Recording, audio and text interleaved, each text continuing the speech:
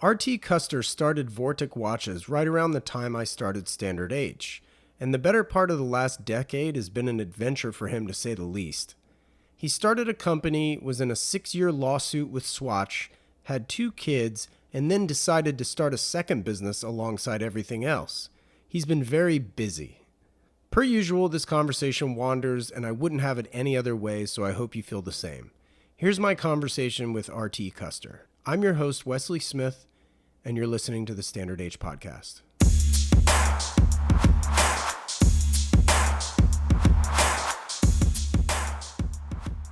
Nice to see you, man. How's life? Nice to see you. Good, man. I was just about to ask you the same. I mean, it's crazy right now. But our Kickstarter's going great. Yeah.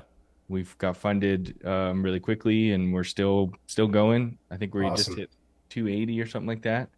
Nice, man. And so that's good, you know. And Vortic's also doing well. You know, we would have had our best year ever outside of the Kickstarter for Colorado Watch Company. Sure. And I'm just like running around. I sent you a message on Instagram saying I was going to be a few minutes late because I'm solo dad this week. Lindsay, my partner's in Tulum on like a retreat, which is awesome, and like, you know, she's having fun and that's great. But I just feel flustered because I'm like taking care of both the kids, and yeah, you know, it's fine. I can totally handle it. It's just one of those things where I'm not used to doing it all myself. So yeah. Obviously, respect to single parents out there. I don't know how the fuck they do it. Yeah, exactly. I have no children, and if I did currently, I don't know what I would do with myself given the schedule I'm about to embark on over the next 9 weeks. So it's just gonna be crazy. Are you doing another trip?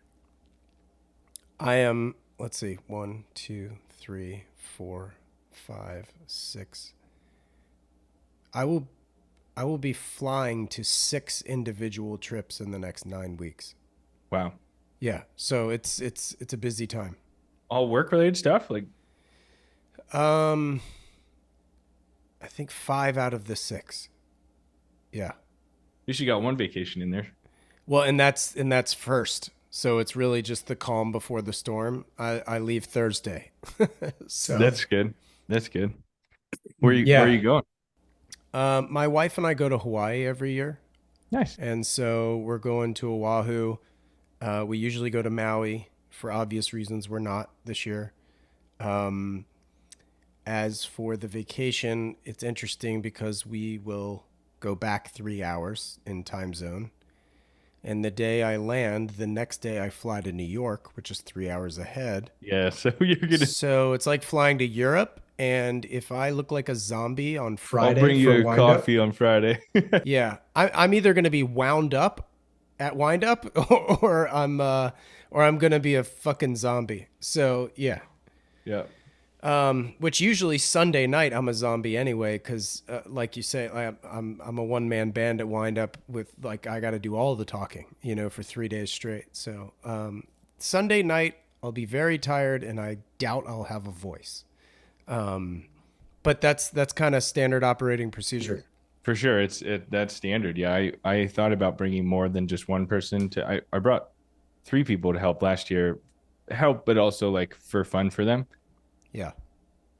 This year I'm just bringing one guy, and I was just like, hey, this is going to be a lot. Like, even with 2 of us, like, you're going to lose your voice. And like, especially now we have 2 brands, and like hopefully people are excited and they come over to see us. And so, yeah, lots of green tea and honey and, you know, all the things for us.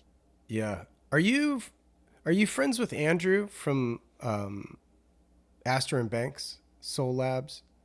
I mean, for watch friends, you know, right. We haven't spent a whole lot of time together, but we've, you know, I've been at his place a couple times for those wind up shows in Chicago, and he's always been really nice and welcoming to me and to us. So yeah. Well, I only ask because I've been meaning to get him on here to talk about Astor and Banks, and then launching a second watch brand, which obviously dovetails into a conversation with you for doing the same. I have a feeling you guys are approaching it a little bit differently. So, as far as you go, though, I know you have a partner, Tyler, right? That's correct. Yep. I think in your Kickstarter video, you're like, we're the two kids who moved to Colorado to launch Vortic. So tell us a little bit about that backstory. Like, how did you and Tyler connect? Where did you move from, and why Colorado? That kind of thing. Totally. So Tyler and I met um 2010, I think. We both worked for, I actually recruited him to work for this company that I worked with when I was a freshman in college. He was 1 year behind me in college. So I was a sophomore, he's a freshman, and we both worked together at College Works Painting, which is Okay. a multi-level marketing company that basically you run like a franchise of an exterior house painting business for the summer. Interesting. And I did it my first year. I did really well. I loved it. And so I got like promoted. So I went like one level up and I was like a regional manager. I forget what they call it. And so I was recruiting other college students to also run, house painting businesses the next summer, which would have been my sophomore summer or summer after my sophomore year, summer after his freshman year. And we met in that recruiting process. I told him about my experience. He grew up not too far from me, so we figured like the area of southeastern PA where he was in would be just as good. Um, I was his like manager for the summer, and we just turned into friends because we both kind of grew a mutual hatred for that company. Oh, funny. Not the company, the work itself. Selling paint jobs door to door is intense. It's Yeah. it's not for everyone. Door to door sales is definitely not for everyone. Right. You get burnt out really fast, and I think that's why they use college kids and why it's multi level marketing set up because people don't last very long in those jobs unless you pay them handsomely. So we made some money, but the best thing was that we made friends, and so he and I, after that summer where we were painting houses together, we went out and started playing golf, and that's kind of like how we connected. And we had the initial idea for Vortic Watch Company on the golf course somewhere in like 2011, 2000, probably 2011 timeframe.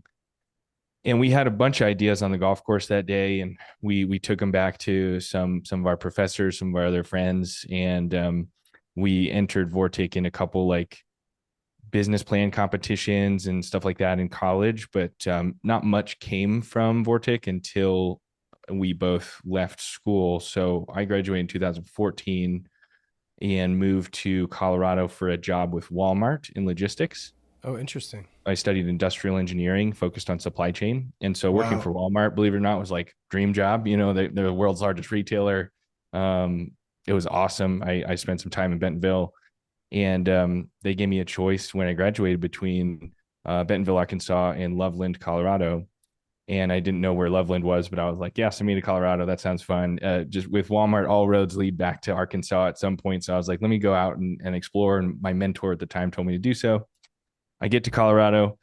Tyler comes out to visit me. He was already thinking about moving to Colorado. He had a job in Philly, didn't love it, and comes out to visit, loves it. Colorado's such a wonderful place. Fort Collins is where we are, which is about an hour north of Denver. Right.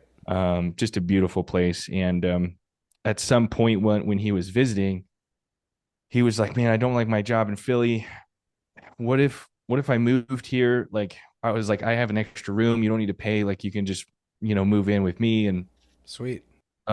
we started Vortic. We put the idea for Vortic Watch Company on Kickstarter in November of 2014.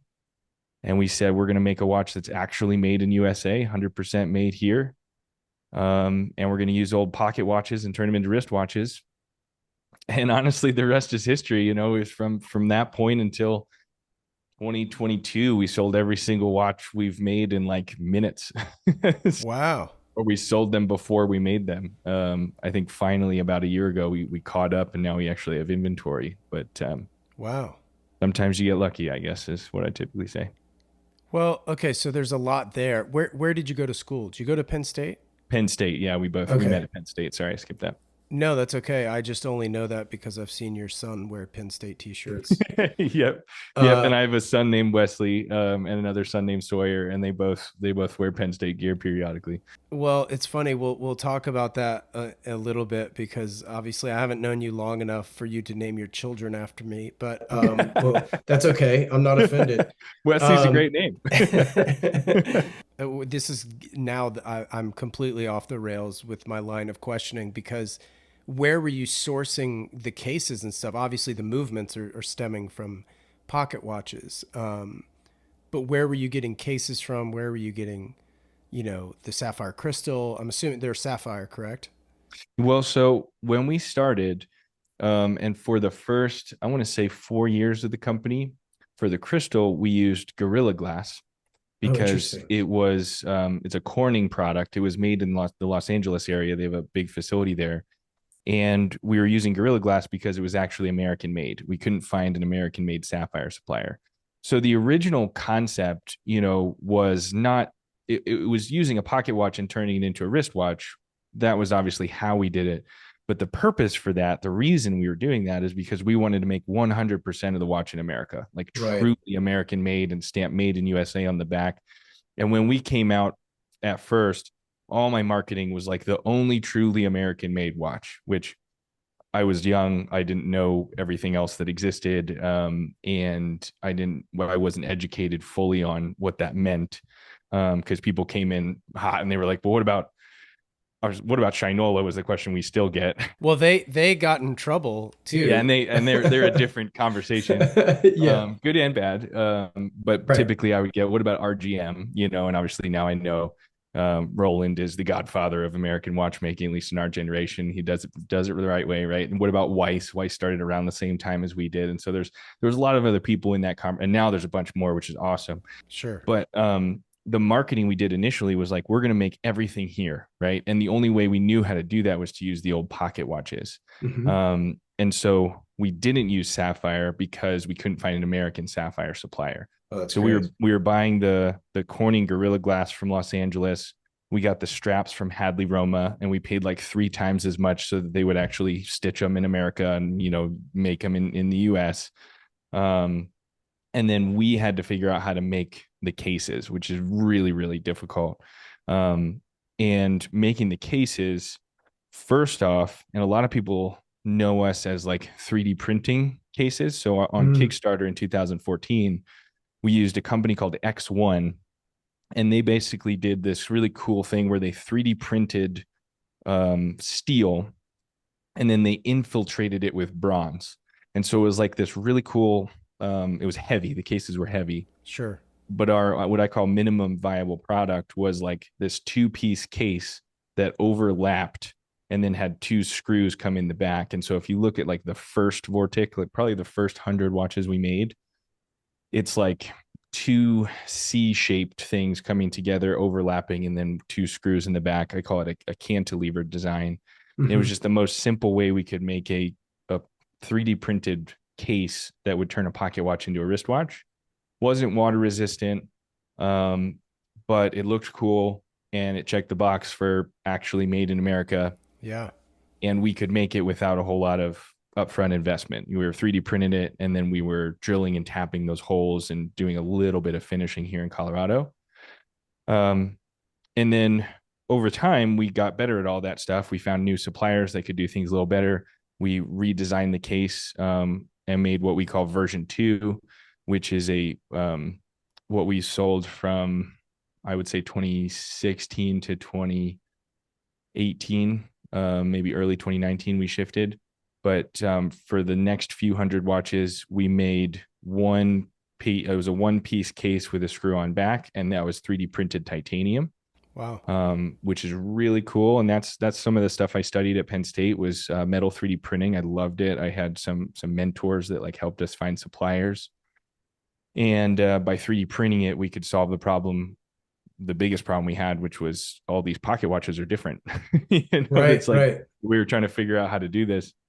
And yeah, fast forward to like we kept selling every watch we made. We kept, figuring out the business model. And then like, yeah, 2018, 2019, we started buying our own CNC machines.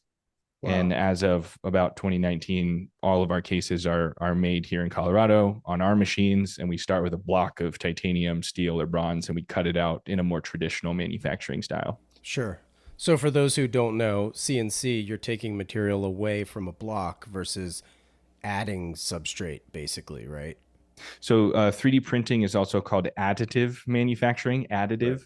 And so you're starting from a flat piece and you're adding the material and it kind of grows, and then you build only what you want. And then there's a lot of post processing and finishing, polishing. It looks rough around the edges. And then traditional manufacturing they call subtractive manufacturing. So you start with a block of metal and you cut it away. And there are pros and cons to both sides. Subtractive manufacturing, what we do now in CNC machines, is technically more sustainable and more efficient. You wouldn't think so because you're wasting a lot of material. Like you cut out like the whole inside of the watch just gets wasted. You cut it out, but But you can always melt that down and start recycle over, all right? that. Yeah. Exactly. You can recycle all that. And the thing that a lot of people don't think about, so 3D printed titanium is really dope. It's like the coolest thing ever. I love it. When I was in college, we were using it for this project for the F-35 fighter jet. Oh, sick. And when you make a fighter jet that's $100 million and you only make 10 of them a year, it doesn't make sense to have all the overhead to like design. It's like this one little part that you just need 10 of. It doesn't make sense to have all these machines and all these fixtures and all these tools and all that stuff just for that one thing. So if you can 3D print it, it's like way more sustainable. You can save a lot of time and money. On the flip side, what we do, we're making hundreds of watches a year. And now with our new brand, we're making thousands, hopefully thousands of watches a year.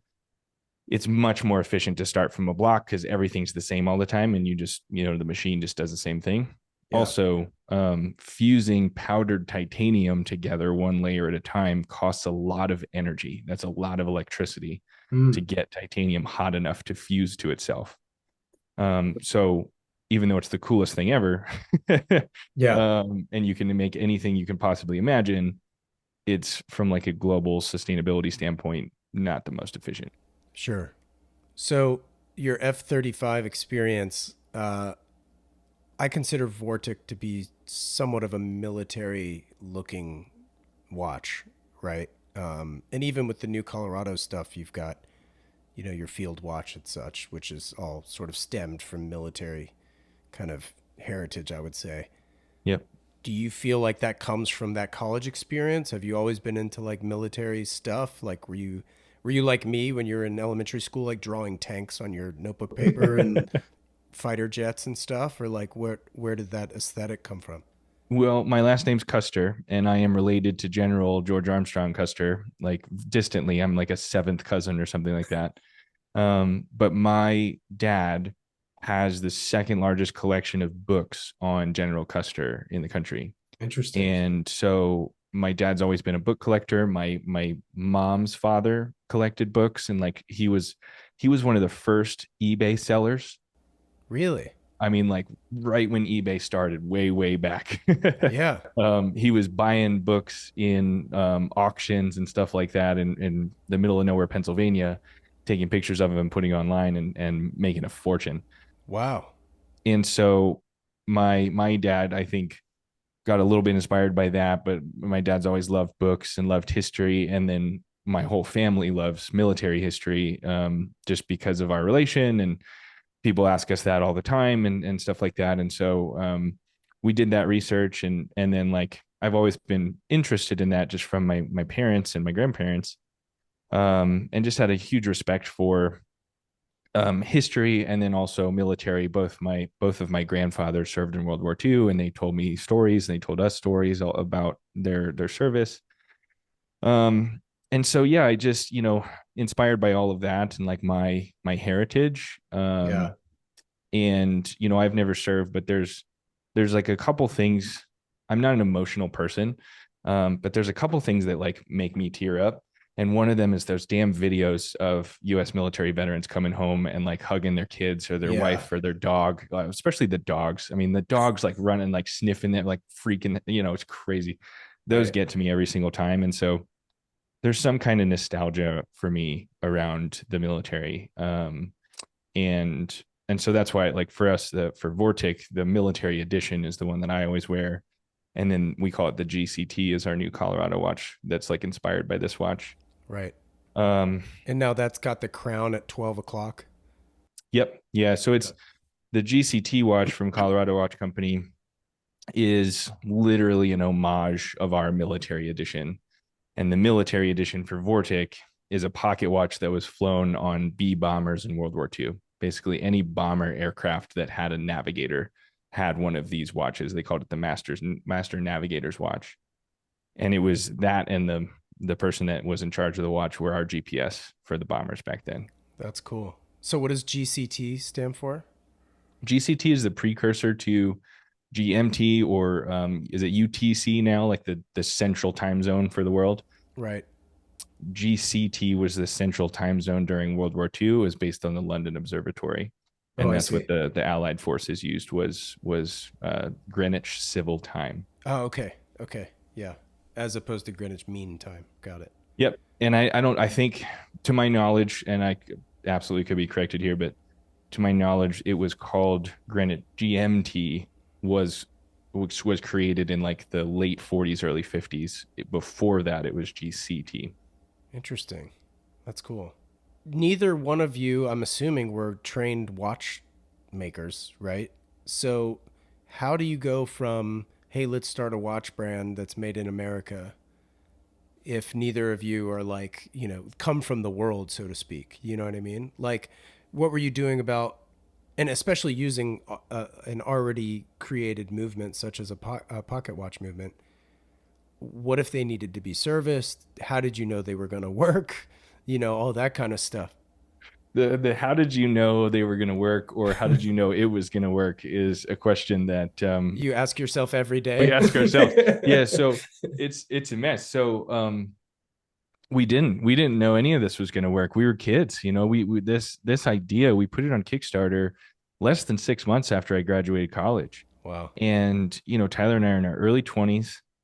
We raised 40,000 on our first Kickstarter campaign, and we thought that was a fortune. We were like, all Of right, like, course. we can totally start a business with 40 grand. Like, this is so much money.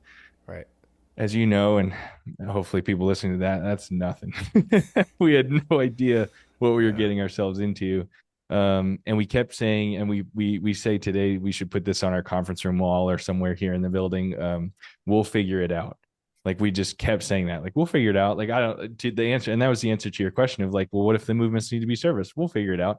Tyler thought he could just service them. He was like, yeah, there's probably a YouTube video on how to restore an old American pocket watch. I mean, there's so many of them out there. Like, it turns out there are YouTube videos to teach you how to use CNC machines, especially Haas CNC machines, which are the Right. American machines that we started with and still use today. Yeah, I was going to talk to you about this. And Tyler taught himself how to use all the stuff we have on YouTube. So Wow. we did figure it out, but it cost 10 times as much as we thought it was going to cost, in both money and time. Sure. And that's it. That's how you learn, right? Like, if in hindsight, would we do it again? Probably not. Like, it was really stressful. Yeah. But gosh, like, was it a good learning experience? To answer your question though, we are not watchmakers. We're hardly engineers. They call industrial engineering imaginary engineering. And a lot of my friends were Imagineers at Disney. Like, we do legit. I do my job typically was going to be logistics. For Walmart, I was a numbers guy, right? Right.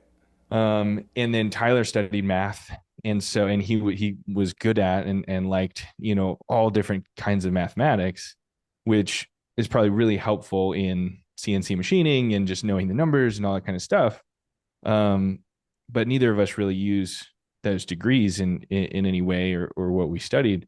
Um, right now, we just kind of had to dive in and figure it out. And to figure out the restoration of pocket watches, we partnered with expert watchmakers, and we got really lucky, and we found some watchmakers that love American pocket watches, that really wanted to help us because they appreciated our mission of, like, if it can be made here, it should, Sure. doing everything the right way, and giving these pocket watches a second chance at life. Because, if you look at these old pocket watches, they're freaking gorgeous, and they were made at a time when we made stuff the right way. Yeah. And it's just a shame that most people, especially pawn shops, are just throwing them away. Right. So I think the passion for like telling stories of history, for recycling, for upcycling, all that kind of stuff kept us going, and then kept making it, I don't want to say easy, but easier to find people that are really passionate about helping. And we have a great team of watchmakers that helps us today. That's awesome, man. What was sort of the early days of like growth strategy? Like, what were you doing to push the product? Well, so early days, we tried everything. The the first advertisement I ran was in Watch Time magazine, May, June 2015. Wow. And that's the advertisement. So we raised 40 grand on Kickstarter, November of 2014. And then I did a friends and family round of equity financing. I raised, I don't know, 150, $200,000 from our friends and family, sold a percentage of the company. Wow.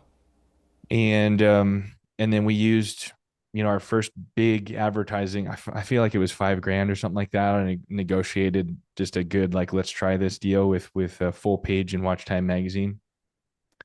And that's the ad that got us in trouble with Hamilton and Swatch Group. Is that sort of a negative publicity is still good publicity? um, it is now, so we put that ad out there and it worked. Like, people at the bottom, it said call, we used a Hamilton pocket watch and we photoshopped it to look like a wristwatch using one of our cases and stuff like that. We, at that point, we still hadn't made a watch. We didn't make and ship our first watch from Kickstarter until like July, August of 2015. It took us about 9 months to figure out how to make the thing. And so June, July, or yeah, May, June issue of Watch Time comes out in like late May, and it worked. And people were custom ordering. People. The coolest part, and I think really the answer to your question, is tons of word of mouth. Yeah. People really got behind this idea, whether it was from American Made, whether it was from like upcycling, recycling, whether it was from just the fact that we could take a pocket watch and turn it a wristwatch. The first calls we got, like during Kickstarter and then after, were like, "Hey, I have my grandpa's pocket watch. Can you turn it into a wristwatch?" Oh, I see. Yeah, and that was something we hadn't thought about at all. Right. Um, So people were providing the necessary People would components. send us pocket watches, and they still do. Today, we get one or two requests for that service every single day, 365 days a year. Wow. And we do probably one or two of them a week. We can't do all of them, and then it's thousands of dollars, and so like it's not for everybody. Now let me ask you this. If somebody provides their movement, is the watch in turn cheaper than buying one from you directly? Our price range is 2,000 to 15,000, Oh, wow. and and that's for all of our products. If you send us your grandpa's pocket watch, it's like 3 or 4,000 roughly. It's, I would say, 3 to 5,000 depending on what you have. Okay. And so it's on the lower end of our price range. If that, I don't want to say yes to your question because it's convoluted and there's a lot of factors. Right, but it's not more expensive either.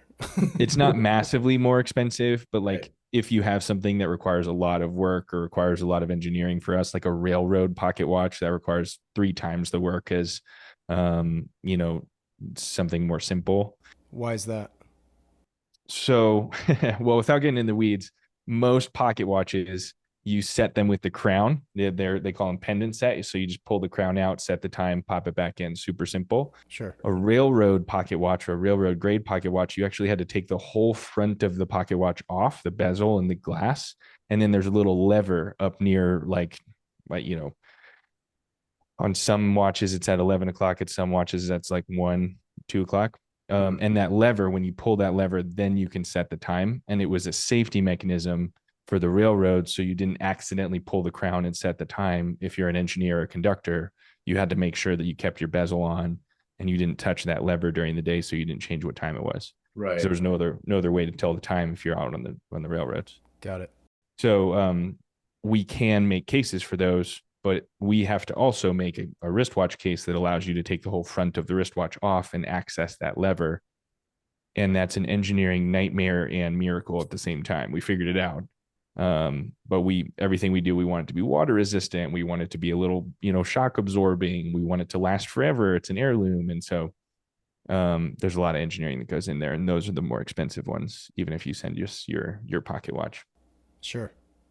So yeah, back to your original question. That's we tried to add in watch time. That got us sued. Well, cease and desist at first. Right. That lawsuit lasted about 6 years. And through that 6 years, we tried a little bit of everything. I tried different advertising agencies for Facebook ads and Instagram ads and stuff like that. I've tried, I've tried other print magazines. I didn't totally get burned, but because obviously, like you said, it worked because we got noticed.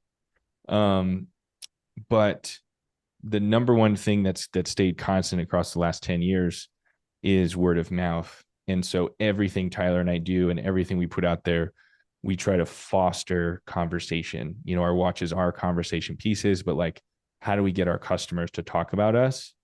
And so we do a YouTube TV show now where he and I sit down once a month and just like shoot the shit and say, like, here's what we're doing. We call it Building a Watch Company. We just document everything that we do. Sure. And our customers, it's mostly our customers that watch that, but it gives them something to talk about. It's like, hey, did you see, what they're up to now in Colorado? Do you guys have like a Slack channel then as a result, or is there like a chat function on those videos that they can kind of exchange, or they just seem like somehow know each other? When I mean our customers communicate, it's typically talking to other people about us, I not to see. each other. Right, Yeah. right. Understood. Um, there might be a Facebook group or something like that, but we don't necessarily foster community between our customers. We try to give our customers stuff that they can talk about with other people to Sure. to bring more people into the global community, if that Yeah. makes sense. So with your videos on YouTube then, are you talking about things that sort of led up to the video, or are you talking more forward thinking and things you're going to do, or is it both? It's a little of both, but now what we do is we try to stick to document, don't create. So we are just documenting everything we did in the last 30 to 45 days. Cool. And that's, every month we sit down, we're going to do another one this week and basically say, okay, how's the Kickstarter going? What are we working on next? Um, and what have we been working on for the last 30, 45 days? And then we do it on YouTube. So we can show a bunch of B-roll of like, here's some pictures of what that looked like when we tested the new dials, and I think people like that. And again, it's shareable content. Sure. Someone's going to, hopefully our customers are watching that, they're wearing their watch. And the next time someone asks about their watch, be like, yeah, I just saw a video on how they make the crown. Like, you got to see it. Like, let me find this on YouTube and let me send it to you. That's the kind of stuff we're trying to foster. So we just try to put out cool content on social media. We still run ads, but I do at least 12 to 15 of those events like wind up every year, Right. because I just think there's just something to holding it in your hands and Totally. talking about it. And a lot of people, even people that don't own a watch, like, they've come to some of those events and they're just like, okay, this isn't for me, but I got to tell my friend. Or like, half the people I speak to in New York or Chicago or San Francisco at those wind up shows, they're like, I'm going to go home and call my dad or my mom right now. Like, I bet we have a pocket watch in the family, And so like, it just starts those conversations That's when they great. see it in person. For these videos as well, did you hire an editor, or do you guys do that yourselves? We have a full-time photo and video, I call him brand manager. His name's William. And he works full time here in the shop. We have a TV studio, just like I'm pointing that way because it's like 50 feet that way. Sweet. So how many employees do you have then?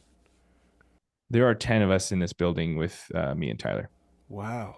Congrats, man. That's sick. Thanks. It's escalated quickly. Yeah. Now that we started a second brand, Colorado Watch Company is much more scalable. And so if it was just Vortic, I'd probably have half the people we have. But, Tyler and I decided last year, we're just like, we want to run a big company, we want to do big, cool stuff. And not that what we do now isn't cool, but it's really difficult to make more than about 300 Vortic watches a year. And so we're just not going to do it. We're just going to cap our production and make roughly 300 watches a year. And if you get one, you have one, and it's awesome. Um, if you like it, you can either wait for the next ones to be released. We make a few every week. Um, or you can go support our other brand, Colorado Watch Company, and we'll make thousands of watches with that brand. So So, well, let me ask you this because obviously the number of pocket watches is somewhat finite. I mean, to a certain degree. So, even at 300 a year, are you still, I guess, what percentage is like, donor movements and what percentage is like stuff? Like, where are you sourcing these things? so I buy estate auctions, or I buy mostly from estate auctioneers. Got it. So the best example is um, an auction house in Manchester, New Hampshire, and what they do is they buy, like, let's say your grandfather was a watchmaker, grandfather passes away. Um, in his basement was this watchmaking shop that's been set up for 50 years. No one in your family knows anything about watches, which is unfortunately really sad, but like very Common. prevalent. Yeah.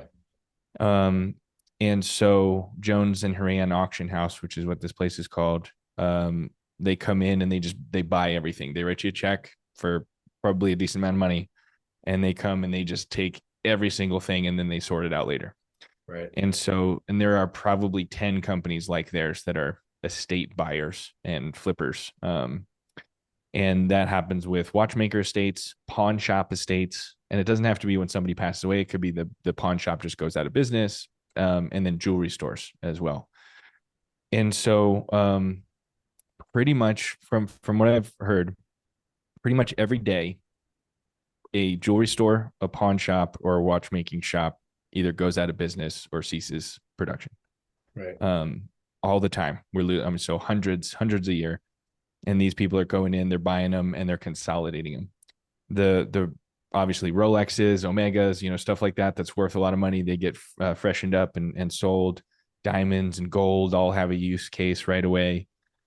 And almost no one knows what to do with the pocket watches until we came along. And so all these people that have a state buyer, they all have my business card.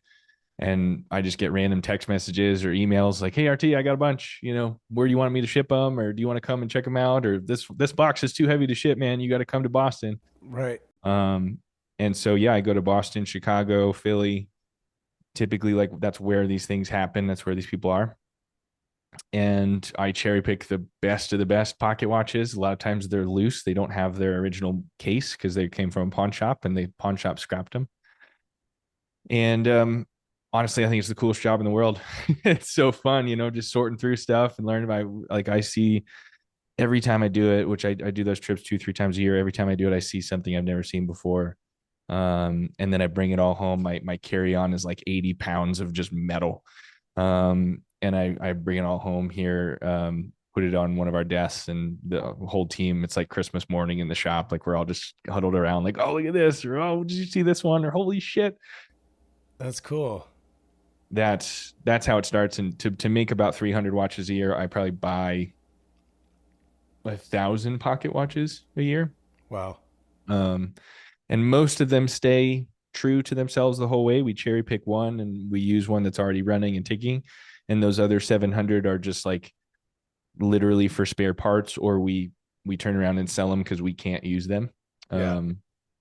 Or they look too similar to something. Like sometimes we'll have 10 that all look the same, and they're not like our military editions that all look the same. They're not really like they're not as rare, they're not as cool. And so we'll pick one or two of them and use those, but the rest are just kind of redundant.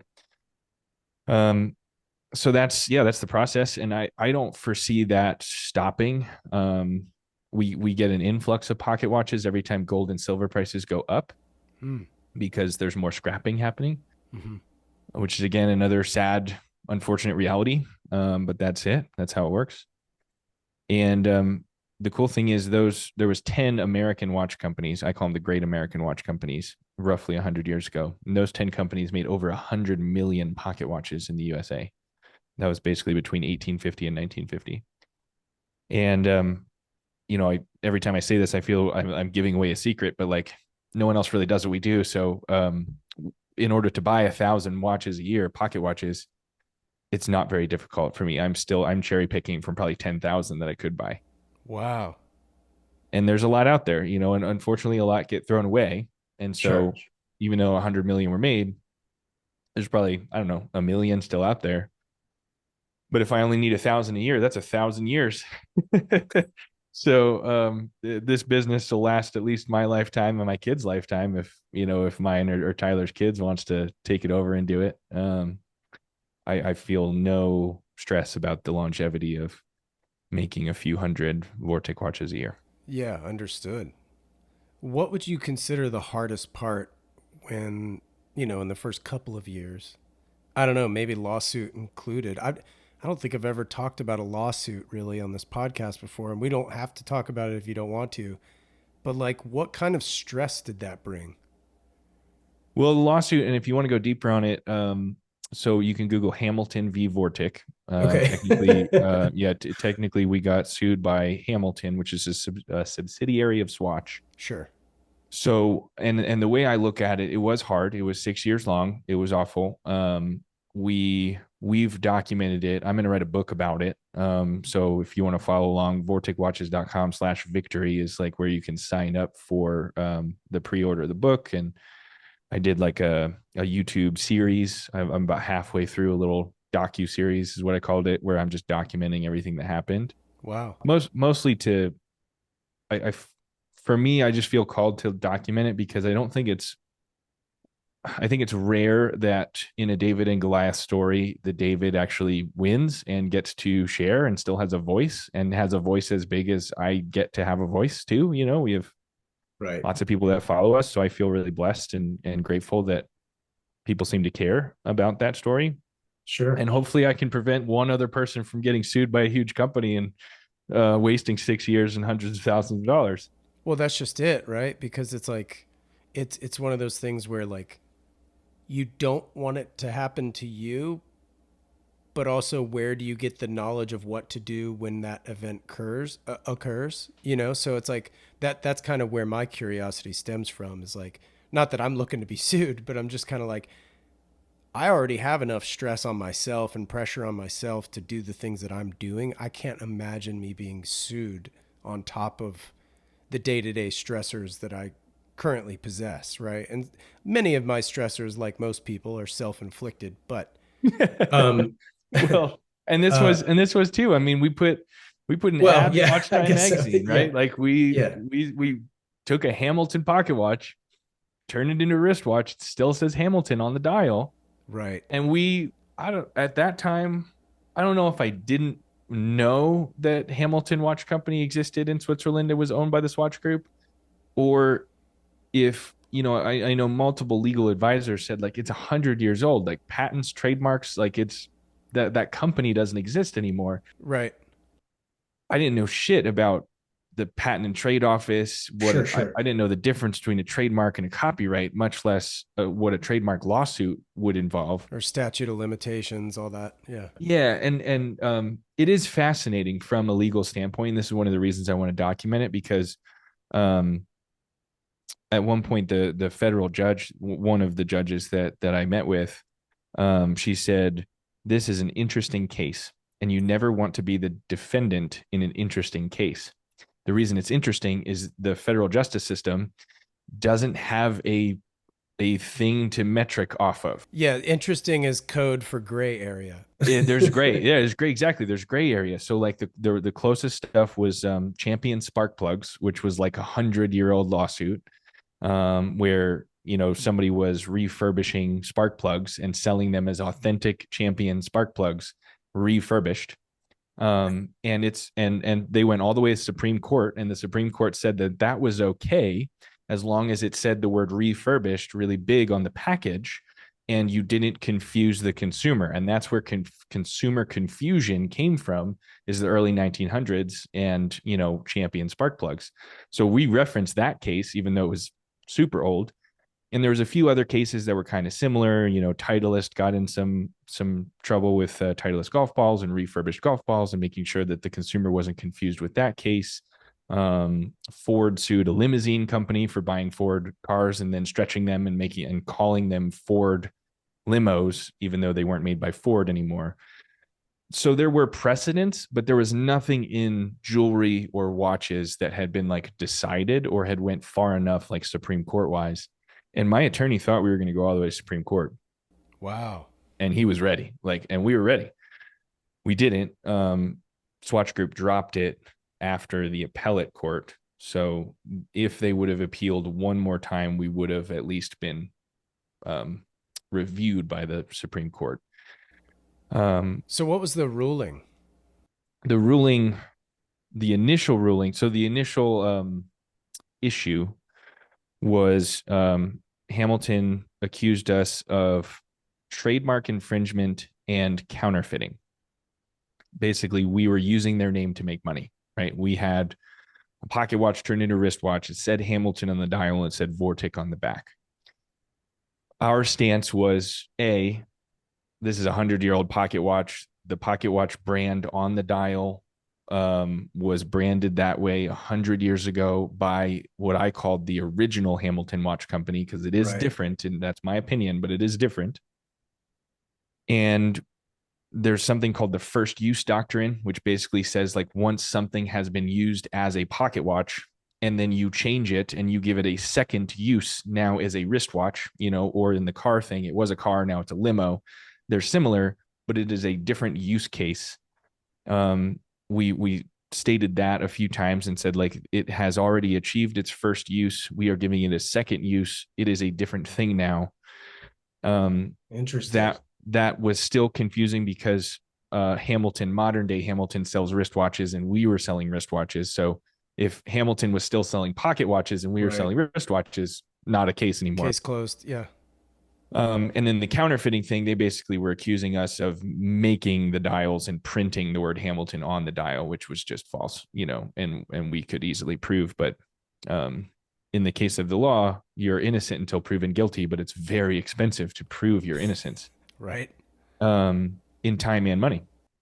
And so, we fought it. And so I sat in court in the Southern District of New York. It's like down in like the financial district of New York City, Manhattan. And I was there February 19, 2020. Not the best time to be in New York City. Right. I was there March 13th, Friday the 13th, 2 days before lockdown. I was gonna say that must have been a ghost town. Yeah, it was all like people didn't know. Like when I was traveling home, February 23rd or something is when shit started to kind of hit the fan, and people were like talking about this thing. And I got COVID while I was there. So when I got home in late February, I was the sickest I've ever been, and they didn't know what to call it. But that was definitely COVID. But anyway, I was there early 2020. Sat in front of a judge in this massive courtroom. There's like just my attorneys, their attorneys, the chief anti-counterfeiting officer for Swatch Group was sitting there, just kind of smirk on his face the whole time. And then I was wearing, I call it Exhibit A because we used my personal watch, which said Hamilton on the dial, as an exhibit, and I handed it to the judge and I told our whole story. And my attorney said one thing. He said, "RT, don't stop talking unless the judge tells you to stop. Everything you say is awesome because you've done nothing wrong, and you want as much context in there as possible so that she knows that you've done nothing wrong and that you're willing and able to share literally everything because you never did anything wrong."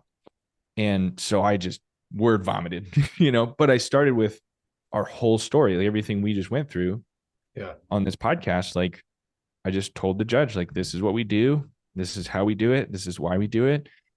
It's not just about Hamilton. I'm sitting here because I think if you, judge, determine that taking a Hamilton pocket watch and turning it into a wristwatch is illegal or wrong, that destroys my entire business model. And I have to do something else as an entrepreneur. I won't be able to function because that makes taking any pocket watch and turning it into any wristwatch, whether it's Elgin or Waltham or Illinois or whatever it says on the dial, would be illegal. And she got it. She understood. And you could tell she knew that this was a classic case of corporate bullying because she asked several times, like, how did we make it here? Like what, she was almost like disappointed in the attorneys. She's like, are you guys for real? Like you couldn't figure this out in a little settlement conference or like have a cup of coffee and just hash this out. Like we're using Right. federal funds to decide if taking a pocket watch during your wristwatch is legal. Like really, she was annoyed, Wow. and you could tell she was annoyed by when you read the.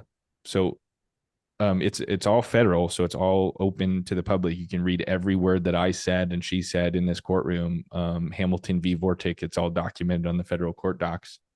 But she wrote a 40-page ruling, Wow. which was super detailed because she was really annoyed and she wanted to put it to bed. And she knew that the Hamilton's attorney said in the courtroom, he literally looked at the judge and he said, even if you rule against us, we're going to appeal. So this is all irrelevant anyway. So he just insulted the judge. Like it was a mess. Um, and so she wrote this amazing, Judge Nathan wrote this amazing ruling and basically tried to put it to bed and tried to throw it away and just say like, this is taking a pocket watch and making a wristwatch is called upcycling and it is okay. Well, and to some degree, like it just occurred to me, like, isn't there an ounce of them that feels like it's good advertising for themselves? Like, you know what I mean? Like it keeps their brand in We've front of gone down people. that rabbit hole in lots of like forums. There's like Yeah, this, sure, I sure, think sure. there's a whole thread in I don't know if it's the NAWCC or the Watch You Seek forums, but there's several forums that were like tracking the case the whole time. And I could read them, but I couldn't participate because Sure, I of was in the course. active lawsuit and I couldn't share. Um, but it was fascinating. Like people made that assumption a lot, and I wrote a letter to Nicholas Hayek, and I asked if he would just sit down and have a cup of coffee with me because, in my opinion, and basically what I said in the letter was, in my opinion, this is just a difficult conversation between a couple people with C in their titles at Vortic and at Swatch Group, Sure. and I'd rather just have a conversation. Right. And I said, let me bring you what we do because I think you might think it's cool. Right. And I said in one of the other conversations, I was just like, I have Swatch Group on my business plan. Like I dreamed of like 10, 15 years, like selling my company to Swatch. Like, you know, I respect you guys. Like what like It's almost like reverse, like vertically integrated. It's like once you're done with it, it's like you got to work down to upcycle it, right? And become a new product. It's kind of interesting. And if any of this is triggering, you are sitting in front of a wall of alcohol, so I apologize. it's not triggering at all. Okay, It's okay. the thing I've learned by documenting is it's really healthy to talk about it. Yeah, for sure. And like you said, it's all a lot and it was all stressful. But I had a great support system. I wasn't alone in business. I have Tyler. I had him then and I still have him now. My partner Lindsay was with me this whole time and she was always great to talk it through. I had two children in the midst of a federal lawsuit, so that didn't make it any better. Right. But they look up to me as, I like I did this thing, and so hopefully they'll read the book I'm writing about it someday and be proud of what I did for them and for us. But what we realized and what we like, all of the stuff we just talked about is kind of irrelevant because of what I learned about trademark infringement Uh, and just trademarks in general. A trademark and a patent are only worth the money and the force that you put behind them to yes. defend them. Right. And so if Swatch were to just let me have it and just say, yeah, they're taking Hamilton pocket watches and making wristwatches, whatever. If they would have just let us do it and not at least done something, um, in theory, they could be walked all over by other people doing something actually wrong. Right. And so they needed a show of force. And yeah, they got some negative publicity from this, which turned into positive publicity for us. Like you said, all press is good press. We spent a lot of money on the lawsuit, but we definitely have a lot of notoriety. I mean, forever, every single one of those windups, every trade show I go to, anyone that's into the watch industry, they come Somebody up and they brings it say up. like, Yeah. congratulations. And I'm just like, what? It's been years. They're like on Hamilton v. Vortic. I'm like, oh, thank you so much. Thanks for like it's there's so much good that came from that besides just like, I mean, literally protecting the art of upcycling, which I think is really cool and a tentative title for the book.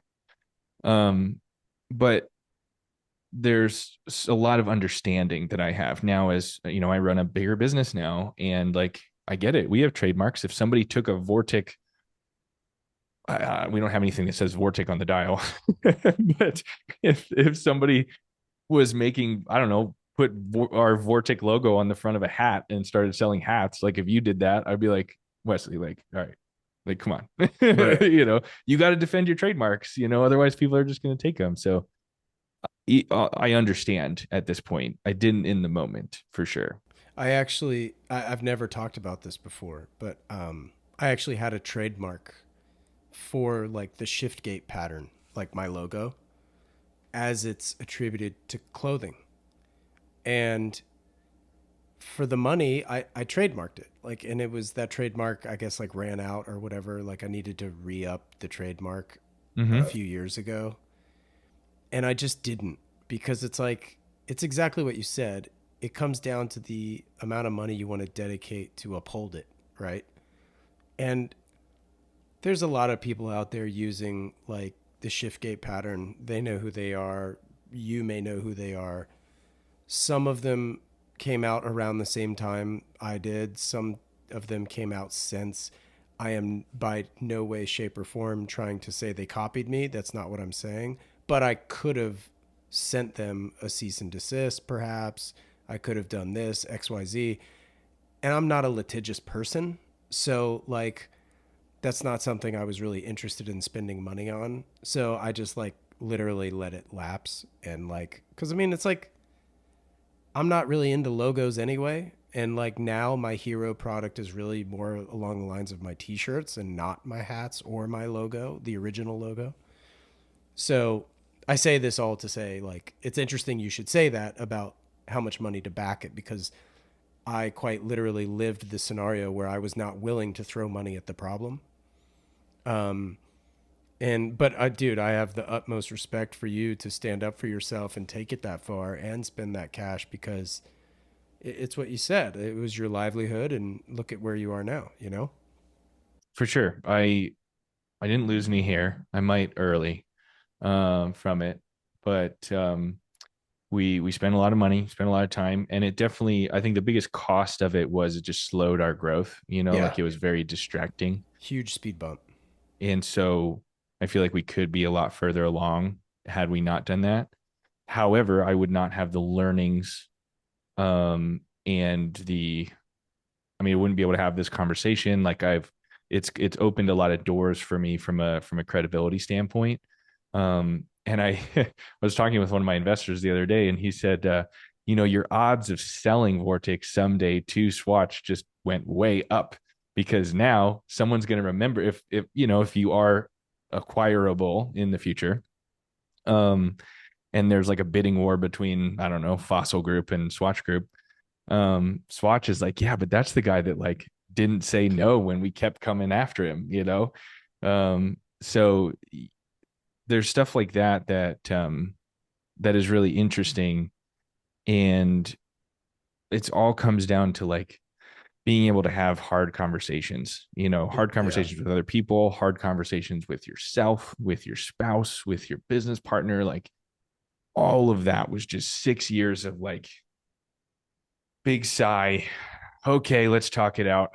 you know, It's graduate school and a PhD in in business. exactly. You We know. can make payroll or we can pay the attorney. What do we do? Right. Right. There's a lot of those things. And so, again, I think documenting it and just having conversations like these, if you're a small business owner and you're listening to this, like hopefully if you have a legal issue you talk about it because that's the one thing I wish I would have asked for help a lot sooner because I was just Yeah. kind of internalizing this and trying to figure out myself, and as soon as I started asking for help from our customers, from our team, everybody, people came out of the woodwork and they helped. Holy shit. I mean, our attorney that took it all the way through, he worked for free for almost a year. Wow. Because he well, when I first introduced myself to him and had the conversation and told him everything, he thought I was going to kill myself. He was just like, there was something in your voice, like I was worried for you, um, which Wow. I wasn't, hadn't had that thought, but for some reason he put that idea in his own head and said, I'm gonna save this person and save his business and protect this American entrepreneur from this massive Swiss bully is Yeah. the way he says it. What's your relationship with him now? We're best friends. I mean, he saved my life. He saved my business. Like it's just like his name's Rob Lance, and he has a he now gets contacted by watch companies and like other small business owners that have trademark disputes and stuff like that. Like he has a whole division of his law firm now that does David and Goliath type trademark disputes That's sick. because he made a name for himself. And Hamilton v. Vortic is in multiple law textbooks now. Wow. So he said he doesn't have to do any recruiting. Like he's Rob Lance, Lance Law is famous when you're in specifically trademark law and that kind of stuff. And you're in your final years of law school, you learn about Hamilton v. Vortic in law school, which I don't know. I think that's kind of cool. Yeah. Yeah, totally. Well, let's get back to the watches personally because like the Colorado watch company that you're starting or have started, it's on Kickstarter now. Um, Totally different approach. It's not upcycling still, is it? I mean, where are the movements coming from for these guys? Yeah. So basically, the premise of Vortic Watch Company, like we talked about, was how do we make 100% of the watch in the United States? Only way to do that, use the old pocket watches, upcycle them, make everything else here. Check that box. That's a truly American made watch. We stamp made in USA on the back of every single one, but they're big, they're expensive, they're not for everybody. And we can't make very many. So the people that love them, I mean, we're going to be just constantly sold out. So it just is what it is. And so we're solving a new problem with Colorado Watch Company. And that's how do we make as much of the watch in the US as possible while keeping the starting price at around $1,000? And the answer to that is honestly scalability. In order to make a high value product that's going to last forever and make it in America, you need to have scale. Like we need to be talking thousands instead of hundreds. And so for all those reasons, we priced it like our field watch on Kickstarter was 900, retail price is 995. And then the GCT watch is 1400 retail price. And so I think those are really good prices for a modern, I call it built in USA automatic watch that's going to last forever. Like that's really the thing is like these things will take a beating. They'll last a lifetime. It's an heirloom quality watch for roughly $1,000. Now, are these manual wound? Or are they automatic? They're automatic movements, and the Okay. movements are made in Arizona by FTS. I should say they're assembled in Arizona by FTS. So Find Timepiece Solutions is a really cool company in Fountain Hills, Arizona. I've been there, gosh, 4 or 5 times now. I love the guys there. They're awesome. They have the same premise and passion that we do, which is if we can make it here, we should. And they started with trying to make a quartz movement in the United States. And over the last 5 years or so, they've brought more and more of that manufacturing domestically. And to my knowledge, they have one of the only American-made quartz movements there. And they just came out with, I don't know, a year ago. They call it the Americron, which is a automatic movement that's assembled in the US. And so all the parts come from their like they have a partner in India called Titan. And Titan Watches is owned by the Tata Group, massive conglomerate in India. Titan has been making watches for a very long time. They're kind of, to my knowledge, they're kind of like the Swatch of India. And people don't know of them because they mostly make watches for Asia. But they have a division of that company that makes high-end watches. Just like Swatch has Omega, they have a different division that has really nice high-end automatic movements. They've been making this movement in India for a long time. And Kunal and his team down in Arizona, they have exclusive rights to assemble those movements in the United States. So it's an Cool. American assembled automatic movement. They're awesome. They are testing really well for us. They've been testing at like -5 +10 accuracy wise. We're rating them to minus, I think we're stating minus 15 plus 20 just in case. We always like to hopefully under promise and over deliver. Is this monthly? That's I'm sorry, seconds per day. Per day. Got it. Yep, yep. Someday we can hit those numbers in a per month. That's like Rolex level quality, I think. Right. So which is, I mean, it's a lot better than what we're used to with pocket watches. We do the best we can with those. Um, I've had some people on like our Kickstarter campaign. They compare them to like the 9000 series Miyota or like the base level Salida as far as quality. It's not those though. It's not like a replica of one of those. It's its own thing. Sure. Um, and bottom line is we wanted something that was as close to American as we can. And so an American assembled movement is the closest we can get at scale.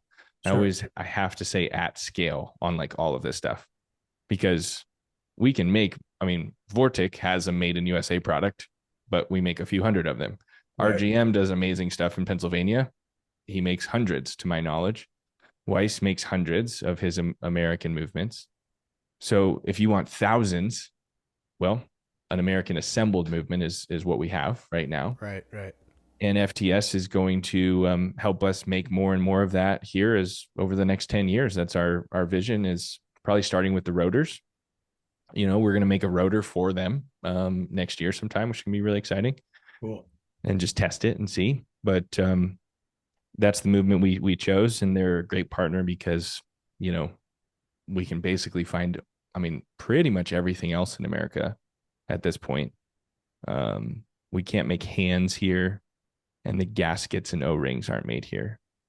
But like, if you look at our Kickstarter, we have a graph that shows you every single part and where it's made and how it's made. Sure. And we're really proud of, the fact that we've been able to source 87% of the cost of the watch is American. Wow.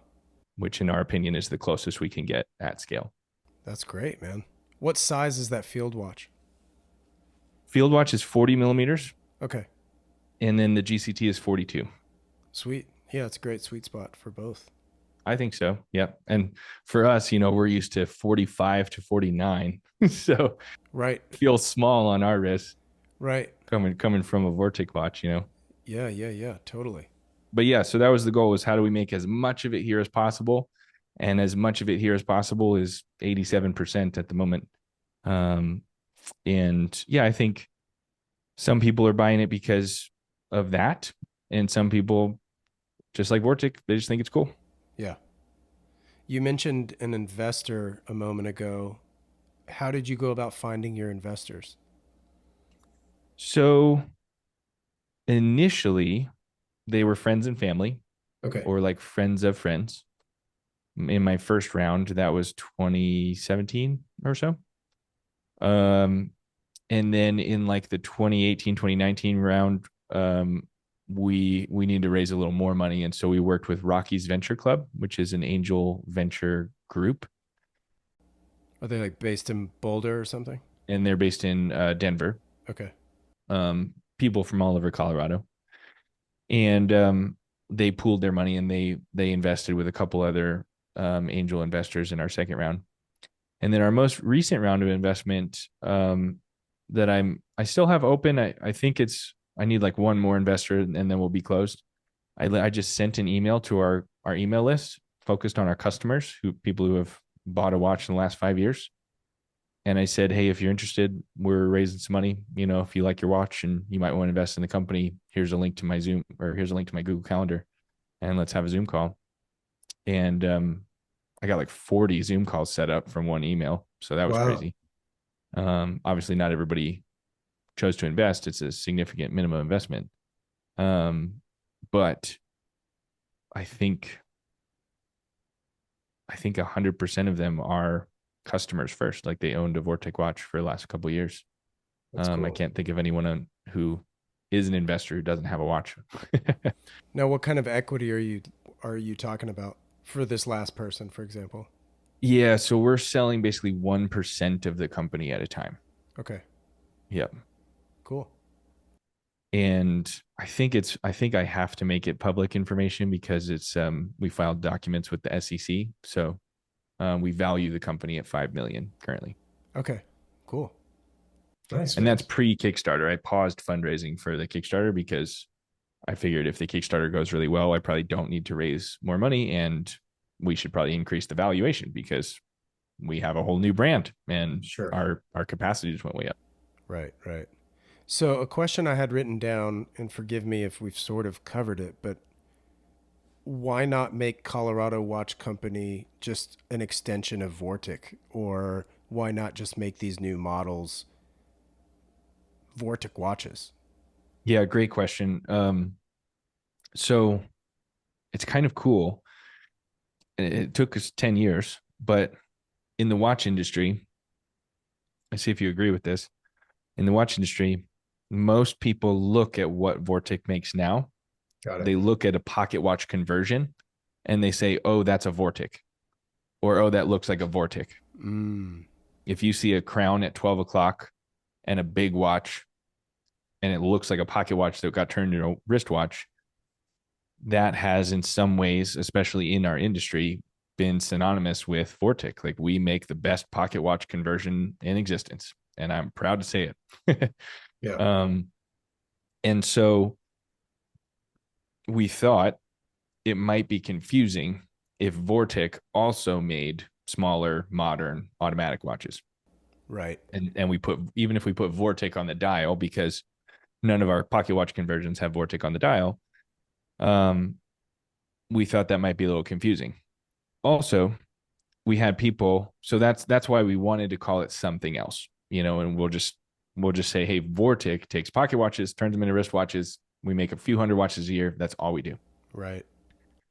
Um, and then so that's why we wanted to call it a different thing. And then Colorado Watch Company, a lot of people, they forget that we're called Vortic.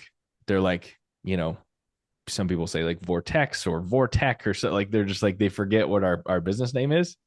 And they're like, yeah, it's that Colorado Watch Company. Funny. And we hear that all the time. It's like, oh yeah, I just Googled Colorado Watch Company because you guys are the only one. Right. And so we were like, so we did that. We Googled Colorado It's Watch great, Company. great SEO. Yeah. We already own the SEO. And so we were like, and so I did all the research. Unfortunately, I'm a trademark expert now. And so trademark was open. So you're also not sweating the whole CWC thing either.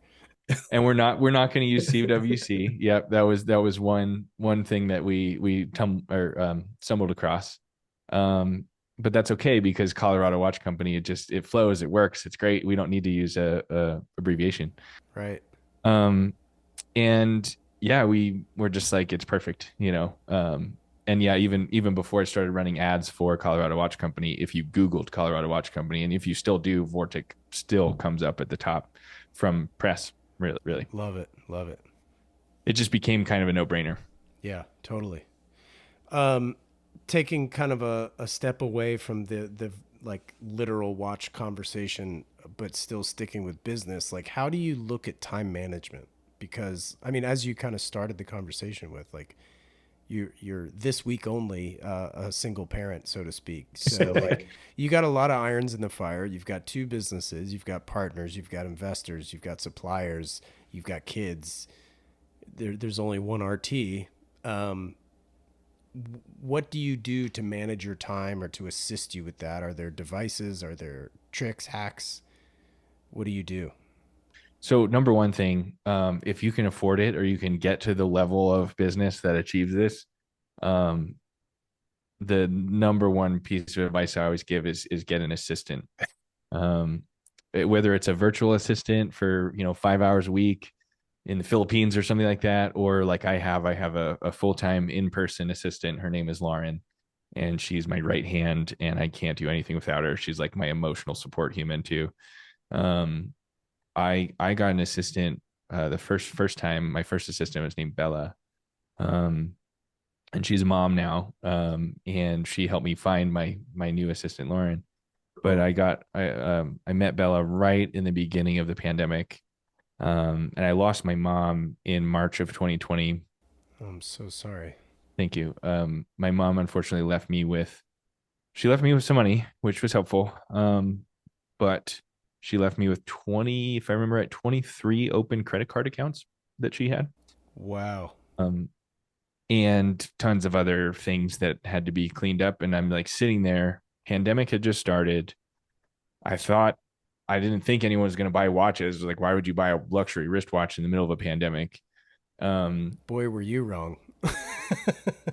Yeah, I thank God it was wrong. It was right at the crux of our lawsuit. Like I said, I had just been in New York in the, Oh and god. so I'm like, woe is me.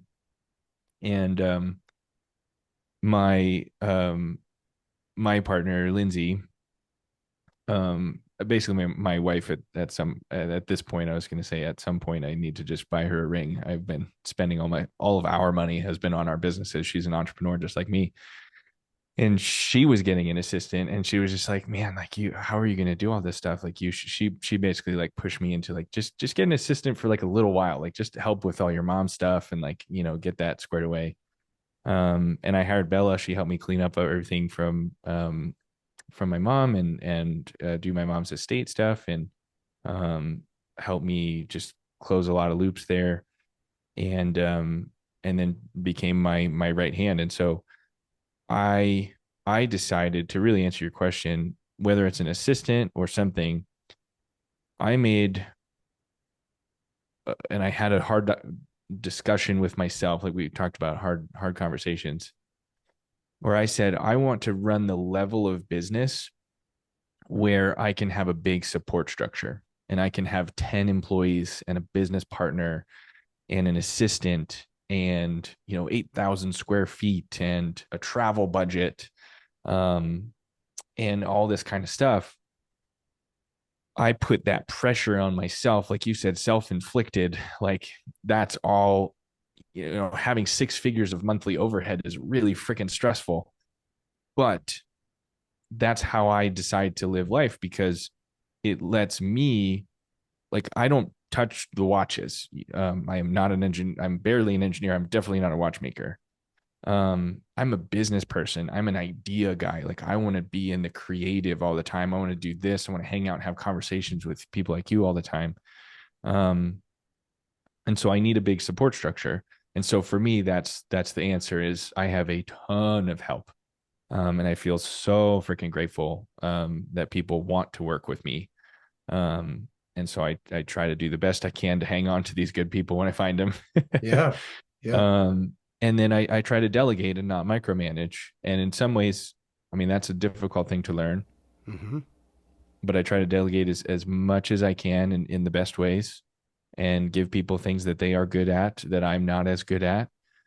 And hopefully I can do only the things that I'm really good at and the things that I love, which will in turn grow the company even more so we can get more people and more help. And, um, you know, to me, that's the American dream. Like it's not just the house and the white picket fence and working for yourself. It's like one of my mentors at some point, he said, you've made it when your parking lot starts filling up with new cars and your employees come to you for their W-2 so they can go buy a house.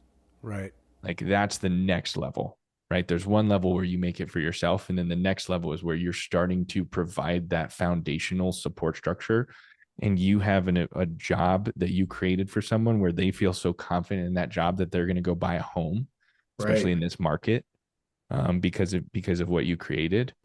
God, that's got to feel good, man. That's super cool. And that's why I do it.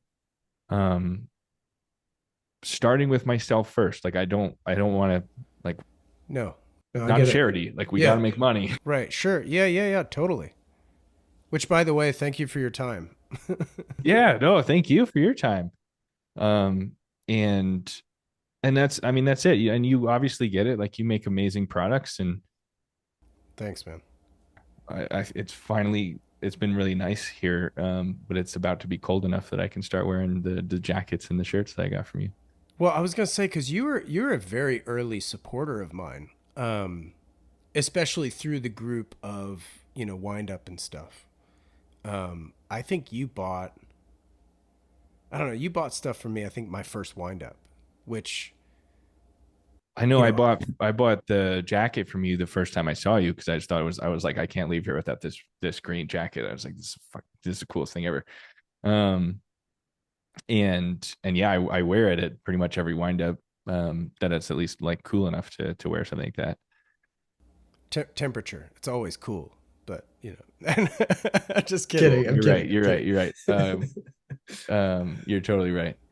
But yeah, I mean, I don't know. Like I thought it was cool at first that like the wind up guys had brought in someone that wasn't just selling watches. You know, I thought that was a Mhm. cool vibe. Yeah. And then I mean, you fit right in. So like that's cool. Well, thanks, man. And I just love entrepreneurship. I love supporting other entrepreneurs, podcasting, you know, buying stuff. And, um, you know, it's just, I feel like capitalism doesn't work unless there's people that Or spending money. capitalizing. Right. Yeah. We need people out there making cool stuff so other people can come buy it. Right. Right. No, that's fair. Fair enough. What got you into golf? My dad. My dad taught me how to play golf when I was 12, I want to say. Um, and I played golf throughout high school. I was on our golf team Sweet. in middle school and high school. And then I, you know, just kept playing golf for fun in college. And I don't play as often as I would like. Um, but when I do go out and play, it's more just to be outside. I love Yeah. just hanging out. Like it's another excuse to go outside and do something. And half the time I'm with Tyler or with, you know, one of my friends and we're talking about work anyway. So we're still like working. I heard someone say recently where that golf is one of the few things in life, or the only thing in life, where you could basically be in a national park, but you get to keep score. Yeah. Like it's, I don't know, I'd never heard that before. I think Eric Anders Lang said that. Yeah. The great outdoors. It's true. And it's, you know, and all golf courses are like that. You know, even if you play the cheap municipal course in your hometown, like it's Yeah, it's beautiful. Yeah. great piece of land that's dedicated to that one thing, which is just bonding with other humans and Yeah.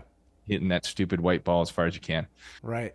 Let's go chase the little white ball. Exactly. What's in the bag? What clubs you play? um, I have Callaway irons, and I got these really cool new Cleveland wedges. Oh, I old don't know what the school. yeah, I love them. I used to have a Vokey, a Titleist Vokey. Yeah. Um, and I used that thing so much, like it didn't have any spin left on it. And then I was like, okay, I should probably upgrade. I Right. used I had my high school golf set until last summer, Wow. like 10 years. Because I didn't really, you know, I'm always out to just playing for fun. Right. And then Sure. last summer I was like, yeah, you know what? My wedges aren't really giving me any spin anymore. Like I feel like I could hit the ball farther, but like, and I definitely have grown a little bit. So like I should probably look into it. And when I got new golf clubs, just like anytime you play terrible for a little while, and now I'm playing way better because it's Right. like it's actually fitted to me.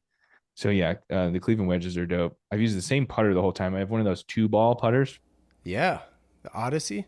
Yeah, the Odyssey 2 ball. I love it. Heck yeah. I don't think I'm ever gonna change. That's just I'm so used to it now.